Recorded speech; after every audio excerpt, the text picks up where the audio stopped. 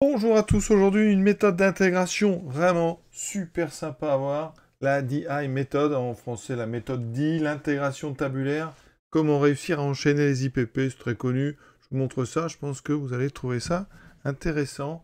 Voilà, ça sert notamment à calculer le type de primitive ici suivante, donc x4 cos x, x carré, alors n'importe quel polynôme fois exponentielle, 3x, 2x, x, là j'ai mis 2x, ou alors vous allez voir qu'on peut retrouver des intégrations célèbres, le cos x exponentielle x, et des variantes évidemment. Donc regardez comment on va présenter ça et pourquoi ça s'appelle la DI méthode. C'est le tableau qu'on va faire, les colonnes portent lettre DI pour dérivation, intégration. Je rappelle que l'intégration par partie, on a ici UV' et on aura, ça donne donc UV, entre crochets, on met des bornes, et U', voilà. Et donc cette méthode, elle part de ça.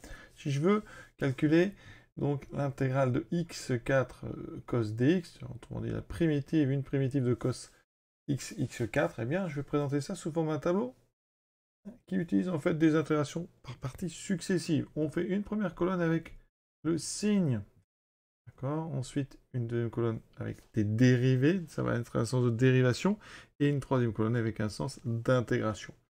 Au départ, je vais mettre un signe plus, et je vais écrire U et V'. Donc là, je vais mettre x4 et cos x. Dans la colonne des dérivés, on va dériver jusqu'à temps ici qu'on arrive à 0. Et à droite, dans la colonne intégrale, intégration, on va faire des primitives. Et on va alterner le signe à chaque fois. Parce que quand on fait plusieurs intégrations par partie, vous avez un moins devant la nouvelle intégrale, et donc il va falloir en tenir compte. Et c'est cette colonne du signe qui fait le travail pour vous. Ça donne ceci. Primitive de cos, sinus. On continue. Maintenant, on a un plus. 12x2. Ici, on intègre, donc c'est du moins cos x, puisque la dérivée de cos, c'est moins sinus. Ensuite, on continue. Moins 24x. Donc là, j'ai dérivé moins sinus. Et la dernière, moins 24. Voilà, on est sur une constante. La suivante sera 0. Donc là, j'ai du donc cos x. Et je vais mettre donc ici la dernière 0. Alors, je ne vais pas écrire là, ça ne sert à rien. Eh bien, regardez, on a terminé. Il n'y a plus qu'à recopier. Mais recopier quoi? Première intégration par partie fait apparaître un UV. Le UV, il est où? Regardez, le U, je l'ai écrit là. D'accord? Et là, j'ai mis V'. Donc V, vous le trouvez ici. Donc on va faire cette première diagonale. Ici, j'écris donc x4 sinus x.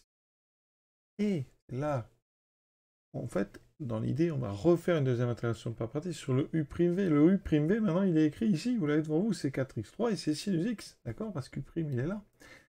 Et donc, on refait le même processus en tenant bien compte du moins qui est là. Donc je vais faire ce deuxième produit en faisant ce moins-là, moins 4x3 fois moins cos x, j'aurai donc plus 4x3 cos x. Et on reproduit. On aura le produit suivant qui est ici. Donc avec le plus et le moins qui est là, ça me fait moins 12x2 sinus x. Et on continue. Moins 24x cosinus x. On continue. Alors, je n'avais pas écrit le dernier, pardon, il faut que je l'écrive quand même, celui-ci. Primitive de cos x et sinus, ça fait donc moins 24 sinus x. Et en fait, ceci, c'est une primitive. Donc, si vous voulez toutes, vous rajoutez une constante. Si vous avez besoin d'intégrer entre deux bornes A et B, eh bien, vous avez votre primitive. Plus qu'à remplacer. Vous voyez, c'est très, très efficace. Parce que quand on fait une IPP, ça va, mais quand on en fait 4 d'affilée, ça peut vite être long et surtout risque d'erreur très très grand. Donc vous voyez là, vous posez les choses, ça marche très très bien. Imaginez, vous devez calculer ceci très vite. Alors, il y a d'autres méthodes que celle-là, mais vous faites 2 IPP, eh bien, et vous avez un brouillon, vous pouvez vérifier très vite que vous avez fait du travail avec ici dérivée intégrale. Donc ici, on va mettre plus x carré sinus x, donc moins 2x, ici 2x, 2, 0, moins, plus, moins, ici donc moins cos, donc moins sinus, et ici c'est donc du cosinus. Voilà, et on a terminé, on a notre primitive, oui, ça va être ceci, donc moins x2 cos x, moins plus 2x sinus x, et ensuite plus 2 cos x. Et vous n'avez plus qu'à remplacer par pi sur 2, puis par 0. Oui. Donc, en remplaçant par pi sur 2, cos pi sur 2 vaut 0. Ici, j'ai donc 2 fois pi sur 2, donc pi sinus pi sur 2, ça fait 1. Cos pi sur 2, ça fait 0. Ensuite, en 0, le premier fait 0, le deuxième fait 0, j'ai moins 2 cos, ça fait pi, moins 2, on a déjà terminé. Ça peut servir aussi quand il y a plein de coefficients qui apparaissent. Hein.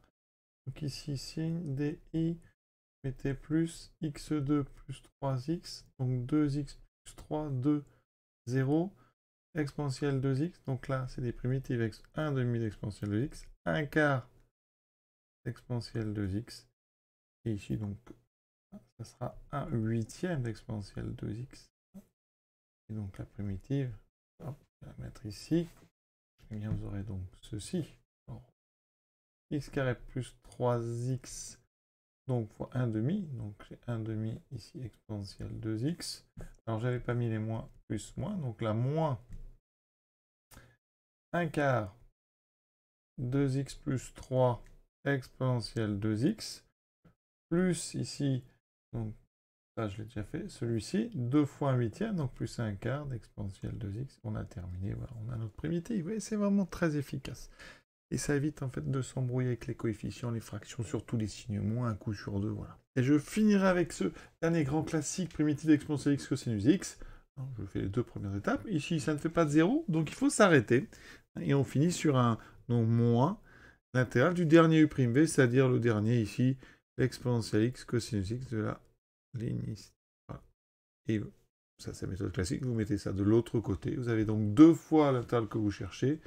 Donc ça veut dire que donc la primitive exponentielle x cosinus x dx qu'on peut trouver, eh bien, ça sera donc la moitié de exponentielle x cos x plus exponentielle x sinus x. Et vous retrouvez un résultat que vous connaissez certainement si vous avez déjà fait ce calcul. Ouais. Alors, elle est très bien cette méthode, sincèrement. Voilà, quand on veut aller vite, éviter de s'embrouiller, moi je trouve ça redoutable, vraiment. Surtout dans les concours d'intégration type MIT ou Berkeley. C'est vraiment très, très pratique de savoir faire ça. Je vous souhaite une bonne fin de journée à tous. À bientôt.